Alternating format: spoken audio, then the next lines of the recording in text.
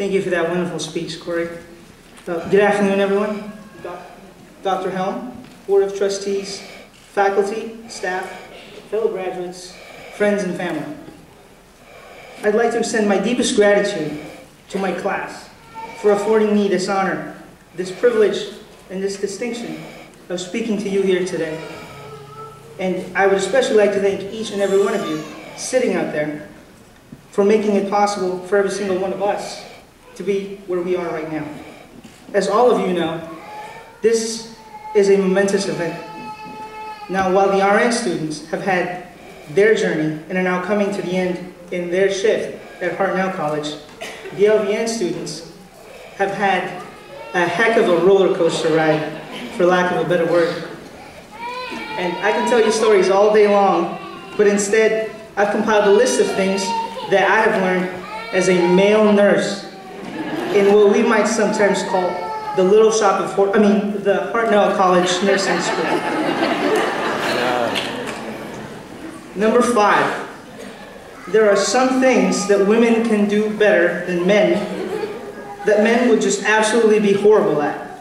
Or maybe it was just me, but trying to show a young lady how to properly breastfeed a newborn child while her husband is staring down from across the bed.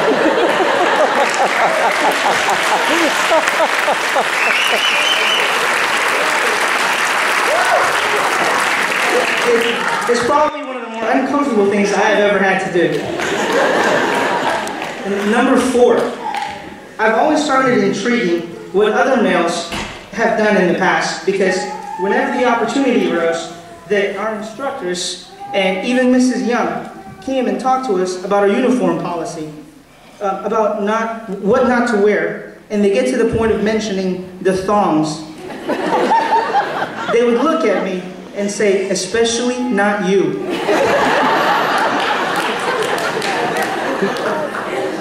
Number 3, I'm not the most avid participant in conversations, especially when it's about putting your hair up in the morning. I mean, really? Or how cute that guy looks over there. Or I haven't shaved my legs in weeks. Sorry. And number 2, childbirth has got to be one of the freakiest things I've ever seen. I mean, if you've ever seen the movie Alien, well, that's the sugar-coated version of what that looks like. That's all I have to say about that. And number 1, this is probably the most important thing. I learned when to avoid a woman for at least 5 days out of the month. I mean, knowing how to count that cycle is a blessing like no other. Thank you. But on a more serious note, this day is the culmination of all things we've accomplished, individually and as a whole. And by that, I don't mean just the students, but also our families, who've endured every moment that we've ignored them or disregarded whatever they had going on in their lives, because at the time, nothing was more important than what was in the present during nursing school. And never forget the instructors. The instructors who, despite all of our nagging and complaining, and boy, we sure did, a lot, stood by us and supported us in our endeavors in an effort to bring forth our greatest assets to allow us to shine in our moments. Nothing could be truer about the late Mrs. Anderson. She came to our class at a time which I can only describe as tumultuous. She would always call us the tip of the sword.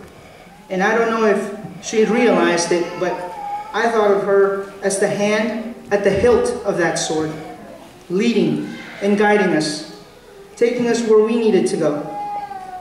We, as a class, were deeply saddened by the tragic loss, but will remain steady and true as she had believed in us. Her passion for nursing and teaching will be reflected in the actions of her students, and her memories will remain immortalized in the heart and minds of all of those whom she had touched. And indeed, she has touched us all. Nevertheless, we must always remember that even in the face of great tragedy, The sun may set, but only to rise again. And we will never forget to honor those who came to pull us together in an effort to make sense of things amidst all the chaos and confusion, like the wonderful Mrs. Williams.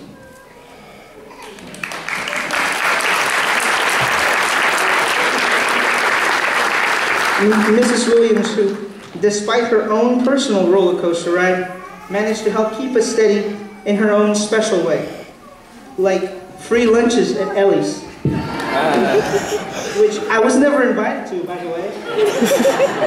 But that's okay. I heard you all had a great time, and that's all I need to know.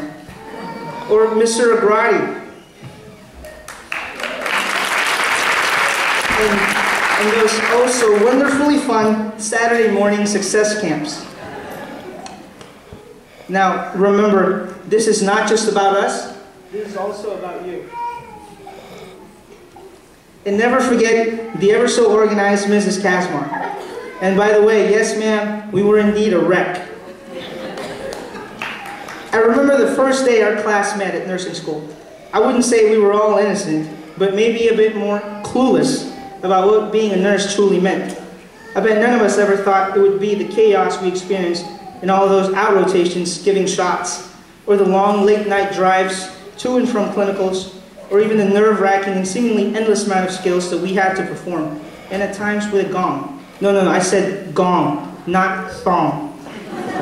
But amidst all of that, we had something to take home, like Miss Scher and her message to always own our own practice, or Miss Gifford and all of her important things that she had to say, which seemed like almost every other sentence.